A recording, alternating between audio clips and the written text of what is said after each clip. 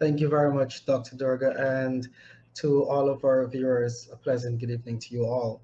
It is definitely a pleasure to be sharing on this particular topic, 9 steps to systemizing a business.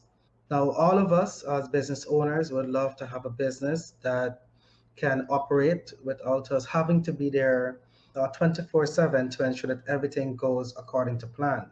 And that wish can become a reality as our definition here at Action Coach for a successful business is a commercial, profitable enterprise that works without you.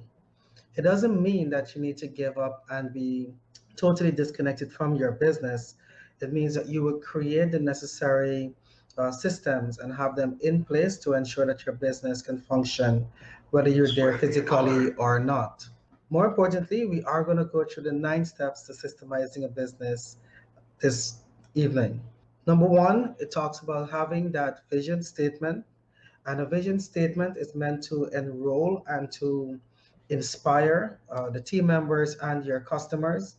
Once a vision statement is created, it needs to be documented and, of course, goes up on the wall in the organization. You would then work on your mission statement. This shows the direction that you're going. So the vision is where you want to go, and the mission statement is like the blueprint of how to get there, how you would like to serve your customers. You will then work on your culture statements, or we sometimes refer to them as your core values. These are those values that you hold dear. As the owner of the business, it can be values relating to what your customers expect from your business and or organization to be delivered to them, what your team members may be expecting. So some very simple examples could be reliability, it could be excellence. For us, we have 14 points of culture or 14 core values that our team lives every single day. Number four talks about setting those SMART goals.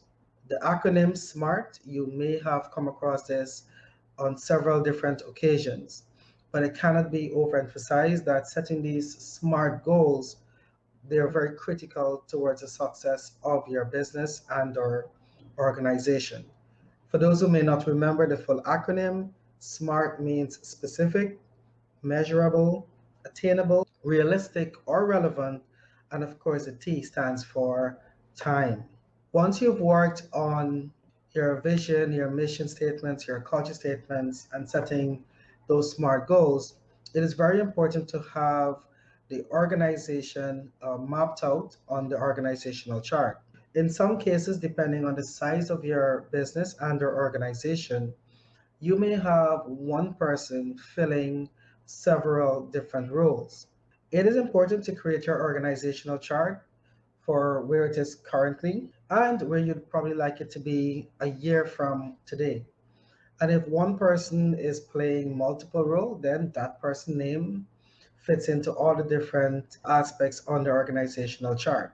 A very keen tip I would like to share with you when it comes to creating your org chart is to ensure that there's a clear line of authority and no one team member should be reporting to two persons. And to learn more about that, we will definitely discuss that once you have that one-on-one session with us.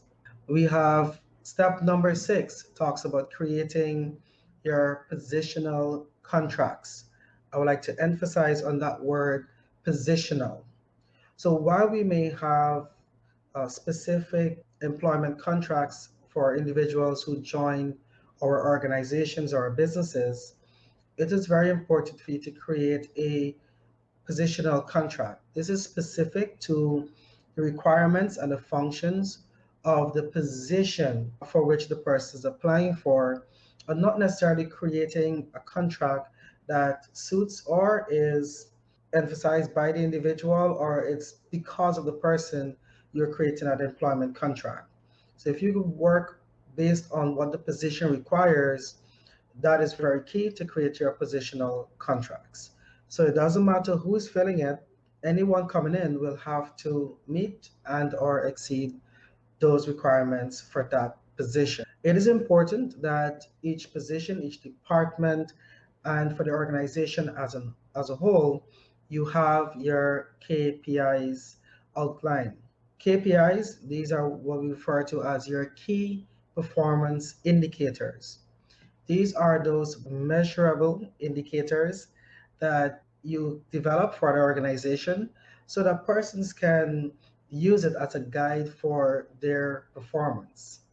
Setting the KPIs allows the company to grow exponentially as the team members know exactly what they are going after. Number eight, when it comes to systemizing a business, would be to create what we call your how-to system. This is a manual that have within it procedures and systems to operate the business. It could be from simply how to open and close the business to be a bit more specific as to outlining the task and how to do each task within the specific position. Creating your how to manuals allows for consistency, professionalism, and continuity. So if a team member leaves the organization, the person who is coming in doesn't have to just sit there and wait for someone to train them physically. Your how to manual allows that process to commence and it is backed up by an in person trainer. Step number nine to systemizing the business talks about having your management systems in place. The management systems, this will be a combination several different areas, including your how-to manuals, the protocols and procedures that you have set within the organization, which means having your company's rule book, so that anyone who's coming in to that organization, they're able to follow those systems. Management systems also allows for franchising. So when persons come and they would like to buy your company, or you've decided to duplicate your efforts and open a branch in another location, in another country, these management systems allows for the easy flow of the business. So to recap those nine steps, your vision, your mission statements, very important, along with your culture statement and setting the SMART goals for the organization. It is important to have your organizational chart mapped out. And with that comes your positional contracts, your KPIs, and creating your how-to systems that all feeds into effectively having a functioning management system that allows for business growth and business continuity.